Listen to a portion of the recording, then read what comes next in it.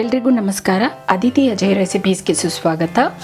ಇವತ್ತಿನ ರೆಸಿಪಿಯಲ್ಲಿ spicy chicken curry ಹೇಗೆ ಮಾಡೋದು ಅಂತ ತೋರಿಸ್ತಾ ಇದ್ದೀನಿ.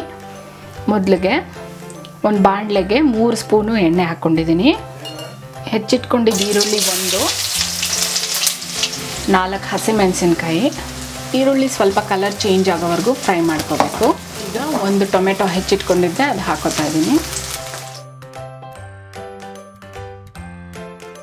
ಟೊಮೆಟೊ ಸಾಫ್ಟ್ ಆಗೋವರೆಗೂ ಫ್ರೈ ಮಾಡ್ಕೋಬೇಕು. ಸ್ವಲ್ಪ ಅರಿಶಿನ, ಸ್ವಲ್ಪ ಉಪ್ಪು ಹಾಕೋತಾ ಇದ್ದೀನಿ. ಈಗ ಇದಕ್ಕೆ ಒಂದು ಅರ್ಧ ಕಪ್ಪಷ್ಟು ಹುಣಸೆಹಣ್ಣು ರಸ ಹಾಕೋತಾ ಇದ್ದೀನಿ. 1.5 ಸ್ಪೂನಷ್ಟು ಚಿಲ್ಲಿ ಪೌಡ್ರು,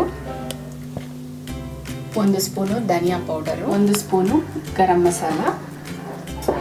ಚೆನ್ನಾಗಿ ಮಿಕ್ಸ್ ಮಾಡ್ಕೋಬೇಕು. ಈಗ ಇದು ಒಂದು ಕುದಿ ಬಂದಿದ ತಕ್ಷಣ ಚಿಕನ್ನು ಮ್ಯಾರಿನೇಟ್ ಮಾಡಿಟ್ಕೊಂಡಿದ್ದೆ. ಚಿಕನ್ಗೆ ಸ್ವಲ್ಪ ಉಪ್ಪು, ಸ್ವಲ್ಪ ಅರಿಶಿನ ಹಾಕಿ ಒಂದು 1/2 ಅವರು ಫ್ರಿಜ್ಜಲ್ಲಿ ಇಟ್ಟಿದ್ದೆ. ಈಗ ಅದನ್ನು ಇದಕ್ಕೆ ಹಾಕೋತಾ ಇದ್ದೀನಿ. ಹಾಕ್ಕೊಂಡು ಮಸಾಲ ಜೊತೆ ಚೆನ್ನಾಗಿ ಮಿಕ್ಸ್ ಮಾಡ್ಕೊಂಡಿದ್ದೀನಿ. ಇದನ್ನು ಹೀಗೆ ಒಂದು 5 ನಿಮಿಷ ಮುಚ್ಚಿಡ್ತಾ ಇದ್ದೀನಿ. 5 ನಿಮಿಷ ಆಗಿದೆ.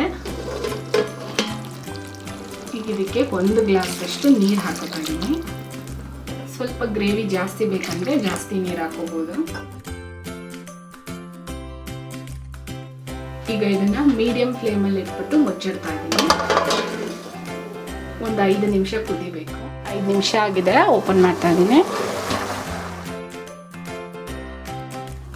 ಇದು ಇನ್ನೊಂದು ಸ್ವಲ್ಪ ಗಟ್ಟಿ ಆಗೋವರೆಗೂ ಕುದಿಸ್ಕೋಬೇಕು.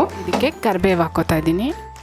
ಇದರಲ್ಲಿರೋ ನೀರಿನ ಕಂಟೆಂಟು ಸ್ವಲ್ಪ ಗಟ್ಟಿ ಆಗೋವರೆಗೂ ಹೀಗೆ ಫ್ರೈ ಮಾಡ್ಕೋಬೇಕು.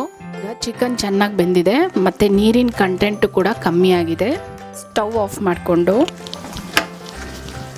ಕೊತ್ತಂಬರಿ ಉದುರಿಸ್ಕೋತಾ ಇದ್ದೀನಿ. ಈಗ ಸ್ಪೈಸಿ ಚಿಕನ್ ಕರಿ ರೆಡಿಯಾಗಿದೆ.